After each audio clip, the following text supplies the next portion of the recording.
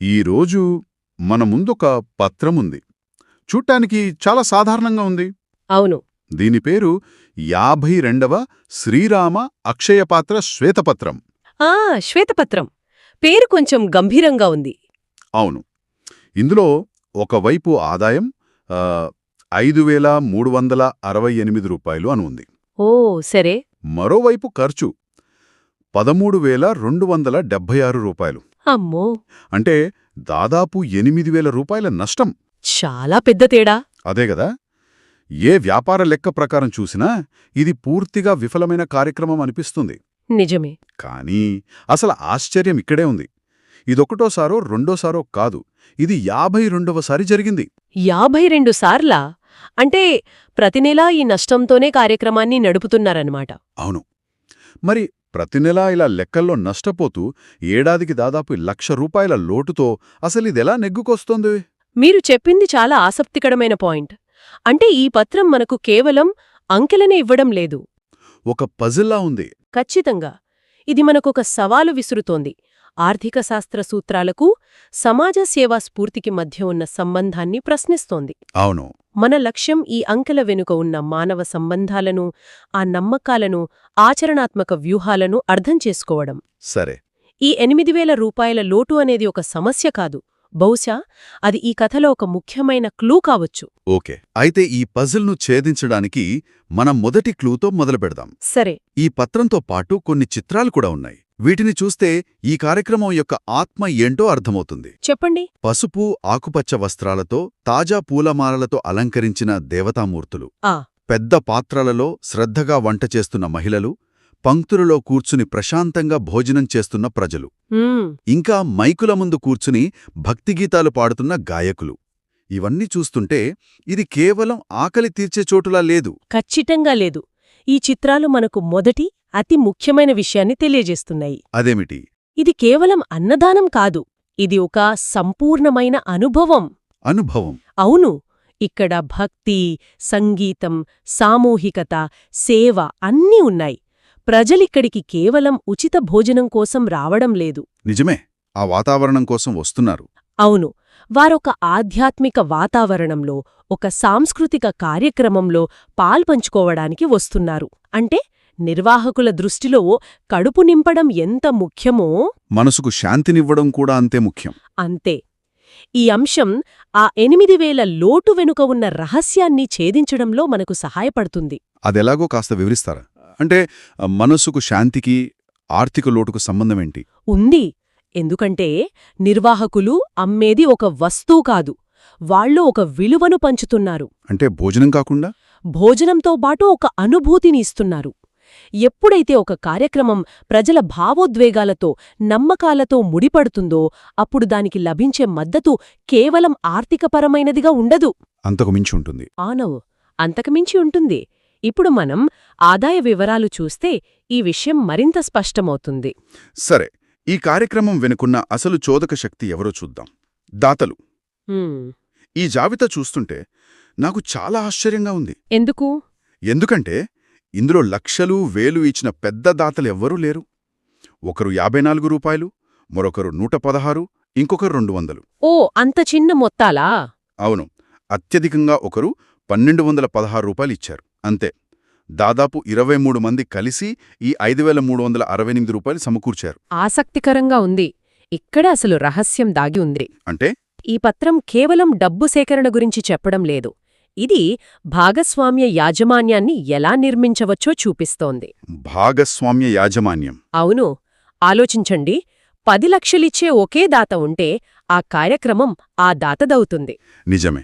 వ్యక్తి కూడా ఇది నా కార్యక్రమం, నా వంతు భాగస్వామ్యం ఇందులో ఉంది అని గర్వంగా భావిస్తారు. అవును, అది నిజం.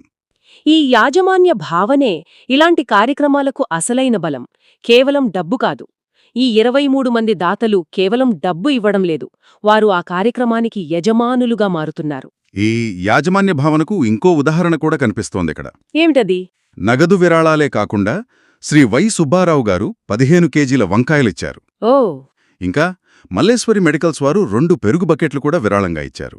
ఇది చాలా సహజంగా, ఆత్మీయంగా అనిపిస్తోంది. అవును. ఇది భాగస్వామ్య యాజమాన్యం అనే భావనను మరింత బలపరుస్తుంది. ఎలా?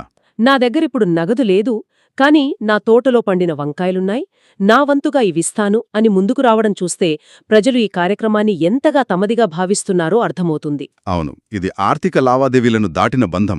ఖచ్చితంగా ఇది ఒక సామాజిక బంధంగా మారుతుంది. మీరు చెప్పింది బాగుంది. ఈ సామూహిక భాగస్వామ్యం, యాజమాన్య భావన అన్నీ స్ఫూర్తిదాయకంగా ఉన్నాయి.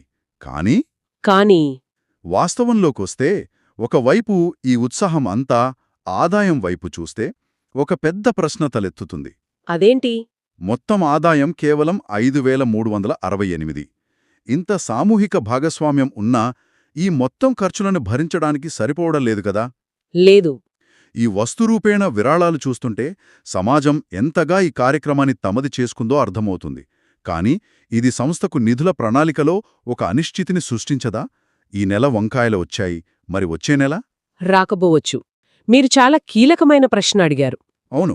ఇక్కడే మనం పజిల్ యొక్క మూడో భాగానికొస్తున్నాం, ఖర్చులు మరియు ప్రాధాన్యతలు. సరే.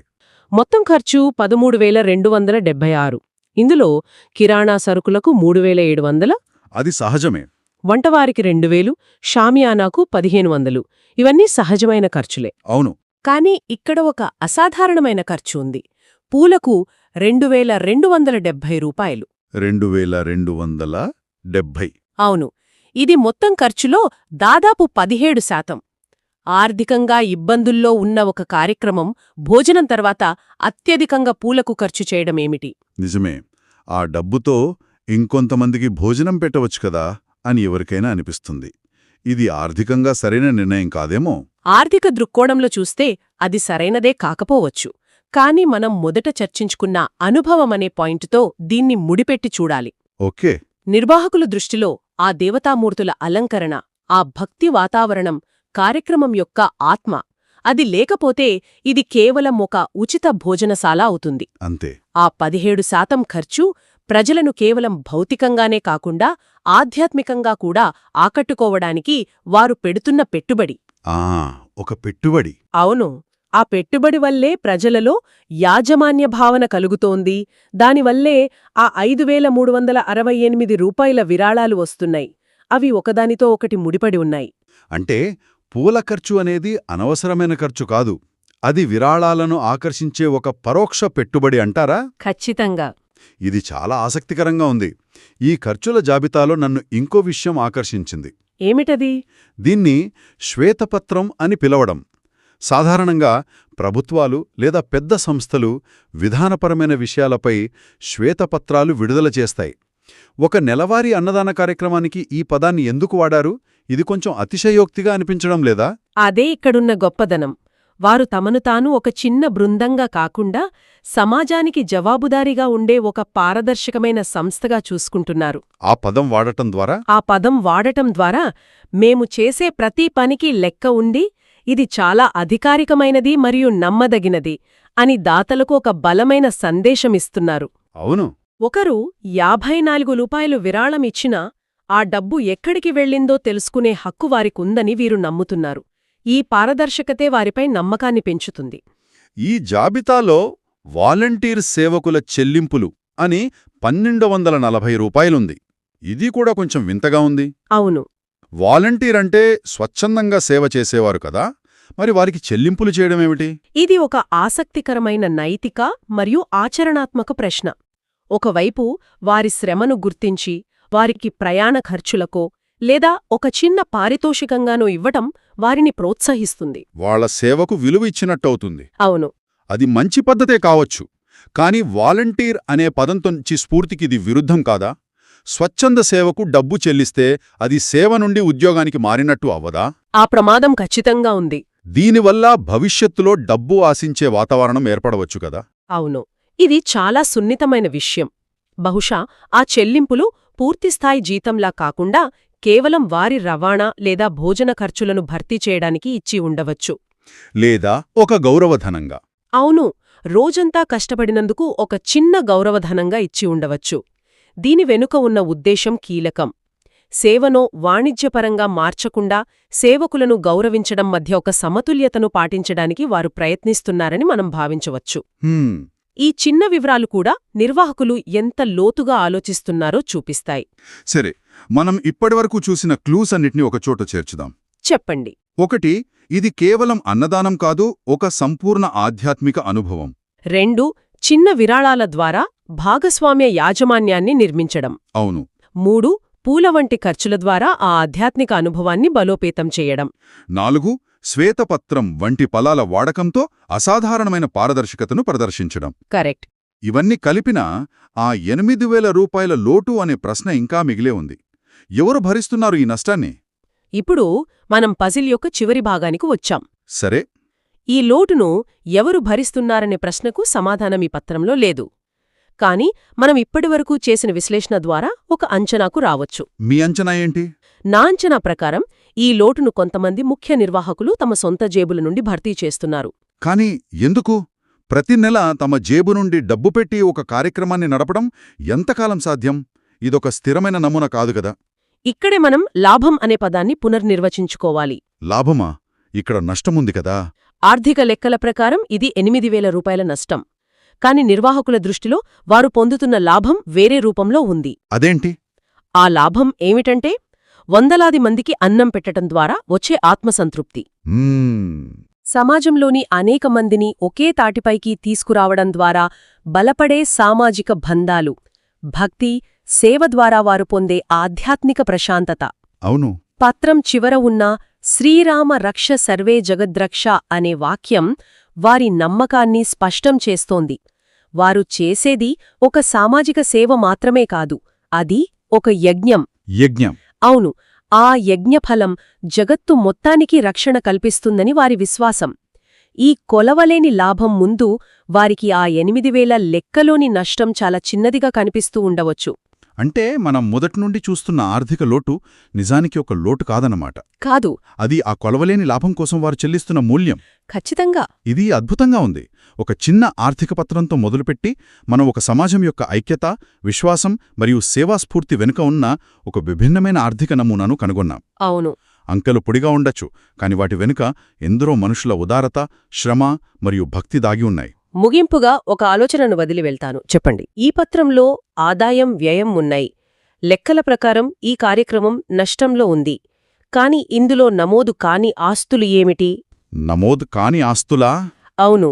బహుశా అది 52 నెలలుగా నిర్మించుకున్న ప్రజల నమ్మకం కావచ్చు. నిజమే, అది చాలా విలువైనది. ప్రతీ నెల స్వచ్ఛందంగా సేవ చేయడానికి వచ్చే వాలంటీర్ల సమూహం కావచ్చు, లేదా ఆ కార్యక్రమం ద్వారా ఏర్పడిన సామాజిక బంధాల నెట్వర్క్ కావచ్చు. ఇలాంటి కార్యక్రమాల యొక్క నిజమైన విలువను, వాటి స్థిరత్వాన్ని కేవలం ఆర్థిక లెక్కలతో కొలవగలమా? కొలవలేమేమో.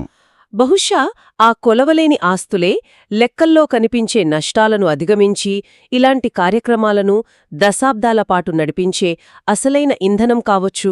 అవును. మనం దేన్నైనా విశ్లేషించేటప్పుడు బ్యాలెన్స్ షీట్లో కనిపించని ఈ విలువల గురించి కూడా ఆలోచించాలేమో.